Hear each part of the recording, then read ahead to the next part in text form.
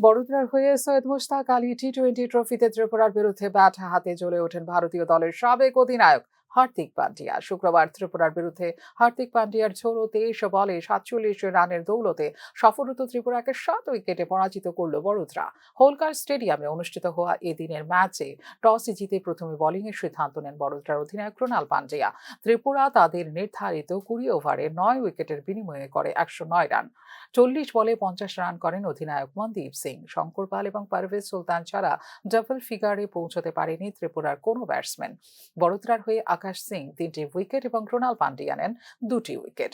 জবাবে বড়োদরার নিনাদ রাথওয়া এবং শিবালিক শর্মাকে সস্তায় পেভিলিয়নে পাঠিয়ে দিতে সক্ষম হয় ত্রিপুরা, কিন্তু তারপরেই প্রবেশ করেন হার্দিক পান্ডিয়া এবং তার 23 বলে 47 রানের ঝড়ো ইনিংস দ্রুত শেষ করে দেয় এই ম্যাচ।